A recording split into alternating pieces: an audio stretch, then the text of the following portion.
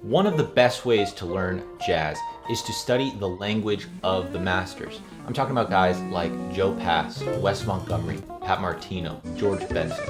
Now, learning the licks is a great first step, and that's what we're going to do today. But I'm going to go further. I'm going to show you the patterns that underlie these licks so you can transform them into your own ideas. So let's get started. We're going to start off with Joe Pass. And now these three licks from Joe Pass all center around the 1, 2, 3, 5 pattern. The first one we're looking at sounds like this.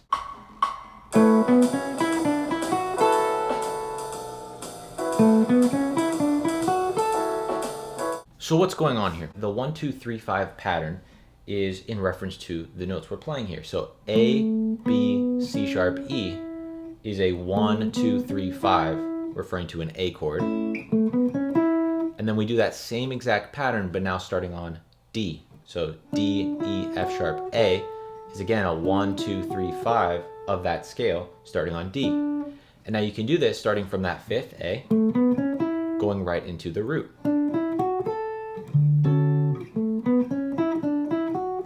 And you get all notes from the D major scale. For lick number 2, let's take this 1, 2, 3, 5 pattern, but play something in front of it. And again, this is another Joe Pass one from But Not For Me. And he starts off with an arpeggio and then goes to the 1, 2, 3, 5 pattern. Again, over D major 7.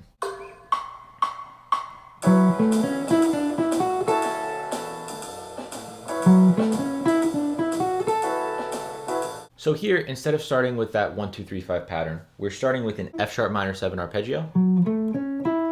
Or you could think about it like a D major 9 arpeggio starting on the 3rd. Either way is acceptable. And then we go to that same 1, 2, 3, 5. D, E, F sharp, A. So two different solos, he's almost playing this exact same lick. For our third lick, let's take a look at how Joe Pass might approach this on a minor chord. So this one's a little different. We're gonna reverse the 1, 2, 3, 5 pattern and make it a 5, 3, 2, 1 pattern. It sounds like this.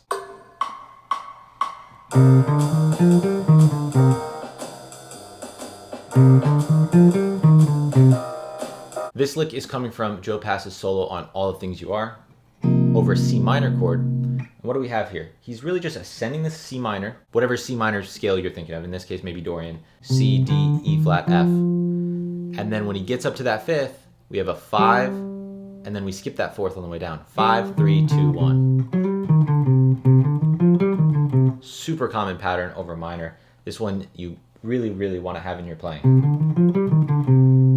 And again, always visualize the chord shape that you might play in that position, wherever you're playing the idea. Next up, we're gonna look at 3 different licks from Wes Montgomery over 4 on 6. And this time our focus is arpeggios. Let's see how Wes uses arpeggios in a few different ways, ascending and descending, to get some really very interesting ideas while still being very straightforward. This first one comes on the E flat minor 7, A flat 7, that 2-5 that happens in 4 on 6. Sounds like this.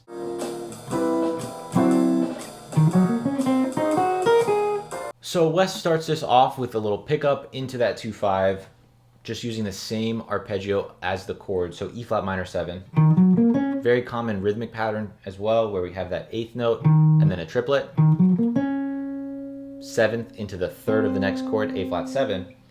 And we could think about this like E flat minor 7, and then C half diminished. C, E flat, G flat, B flat.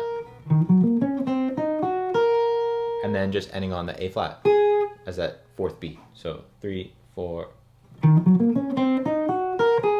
Very straightforward. Nice 2 ascending arpeggios and how we might connect those. If you guys are getting something out of this video, you might want to check out my Essential Jazz Vocab course, where I go through 100 of these essential phrases from various jazz legends with all of the references to the recordings and the patterns that underlie them. You guys can check out more by checking out my links in the description. So we did ascending arpeggios for Wes. Let's look at how he might have some descending arpeggios in sequence. So this is on the G minor 7 portion.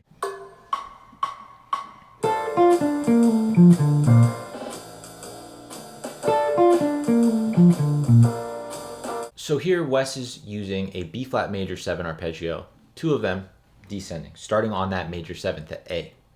So A, F, D, B flat, and then into another one, A, F, D, B flat. So you want to make sure you can visualize these major 7 arpeggios ascending, and descending. And they tend to span two different positions on guitar. And for this third lick from Wes Montgomery, we're going to look at an ascending arpeggio into a different descending arpeggio, again over G minor.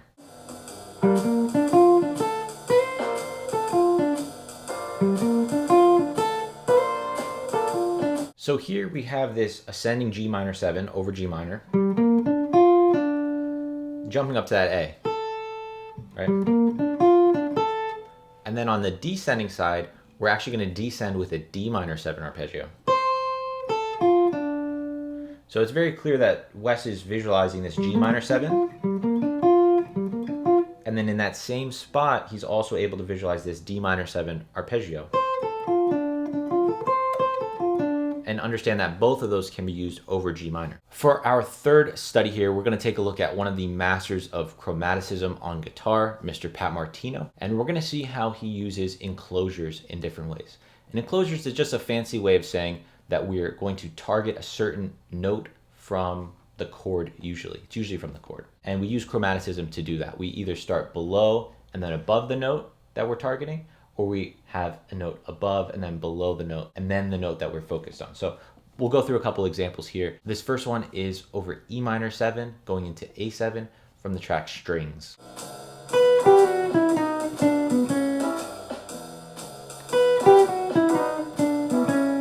So something very interesting going on here with that first idea, where we land on that E flat on the downbeat over an E minor 7. So we're landing on that major 7th of E minor, and we get that tension, which hopefully you've heard. But it's okay because we very quickly use that note, that tension, to set up an enclosure to the C sharp. So that enclosure is this. We're focused on C sharp as our target note because that's the 3rd of A7. And the enclosure happens when we have the D, which is above the C sharp, and then we go below it. In this case, B. We could have used other notes, but he did D to B, and then land on C sharp. And that enclosure leads our ear to know, okay, we're going to that 3rd here of A7, and that gives us the resolution we're looking for. So one more time.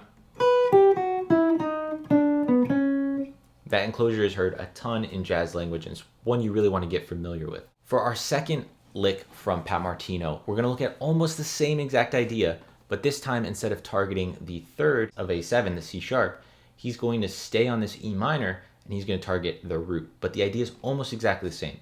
And I'm picking these licks that are very similar so that you can hopefully see how it's the same framework, same structure that he's using, and then just slightly adjusting it each time. So it's not entirely new ideas. It's taking that same framework with slightly different variations. So this is from The Great Stream, again, E minor 7.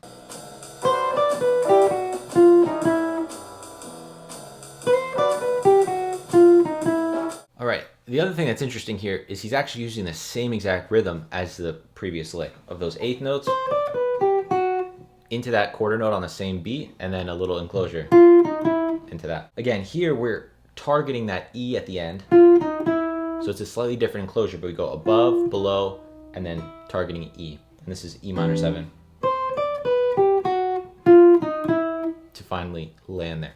For this last lick, we're going to take a look at Pat Martino's version of Road Song, which is a Wes Montgomery tune.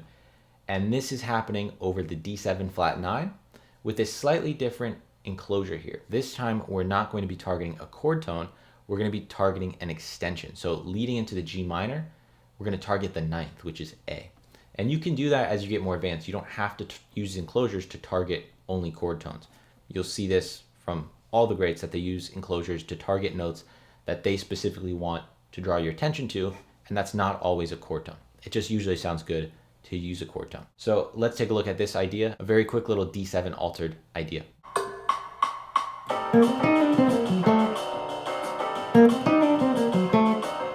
So this idea, in my mind, works best around this 3rd fret position. We get those 2 notes per string, and then this little, it's an enclosure that happens between 2 consecutive strings. And this kind of idea Pat Martino uses all the time. You'll hear that kind of thing. He'll just do that until he gets to his target note. He's doing a little bit of that here with that last 3 notes. B flat to the F sharp to enclose that A. Again, if you guys want to check out more of this kind of thing, basically diving into essential jazz vocab, I run a live class every single week, and there's a bunch of new language that we analyze every single week. You guys can check out the different membership options for that if it's interesting to you on Chase's Guitar Academy in the links below.